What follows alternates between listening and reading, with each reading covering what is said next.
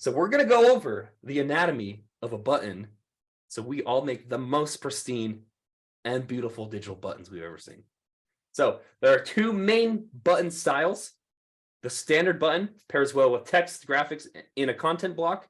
It just kind of ties everything together. You know it's a button.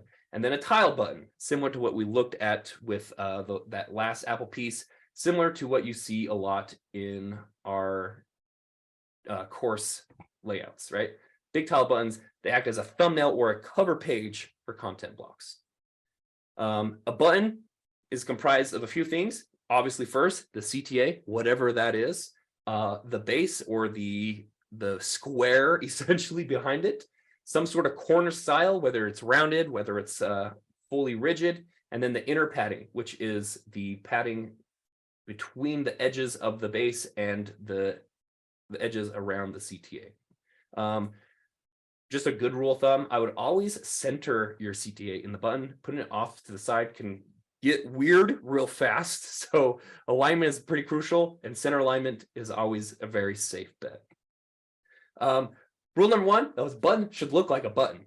So you don't want to have your viewers playing a guessing game where they don't know what to click on, right? It should be very apparent that this is clickable and that this is a button. They know conventionally what a button looks like and what a button does, so it should look like a button. Also, it should act like a button. Buttons should be interactive, but not too interactive. The Ceros Studio has some really cool animation features. Actually, I should say some risky and tempting animation features, but they're not always the best for every use case. You see this one, I've added a hover state, and there's a subtle drop shadow that adds some visual depth to the button as I hover over it. So you know that this is an interactive piece and that it is clickable, but it's very smooth, it's subtle, and it's natural. It's not jarring and in my face. But this one, on the other hand, is very distracting. It's a little bit unpolished, and it looks like a spinning sign. You know, when you're like driving down the street and you see that poor that poor high school kid spinning like a free pizza sign outside, and he's just like trying to grab your attention and trying to get you to come in and buy a pizza or something like that. That's what this kind of looks like, right? Don't design spinning signs. These are buttons, and they should be smooth, they should be subtle, and they should be natural. So be very judicious with the animations and the interactivity that you choose to use. Wiggling buttons usually aren't a very good idea. If you look at Apple, or if you look at what are the other brands we've looked at so far, Nike, Audi, you'll notice that none of their hover states or any of the states of their buttons are super out of control like this. They're usually very smooth, and they're very natural and organic. That's kind of what we're looking for here. So easy with the interactivity. Don't want to go too overboard.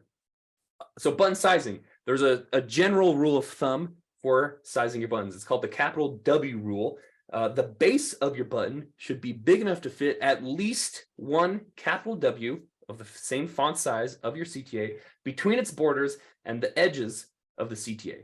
So as you can see here, I could fit a W here, here, here, and here. Great, plenty of breathing room. It's not too cramped.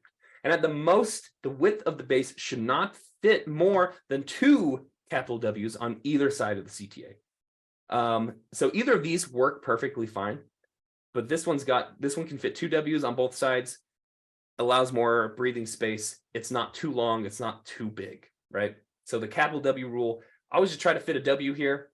That'll make your button size super well. And as far as like the scaling of your button, this looks really great. The font size is the same as the body. It's just got a slightly heavier weight to it. This is way too big and crowded. This looks like a Fisher-Price toy version of a real product.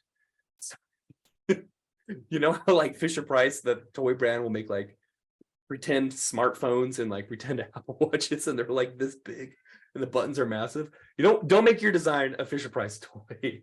So a general rule of thumb for your buttons is use the same font size as your body font. Add a little extra weight to make it stand out a little bit more.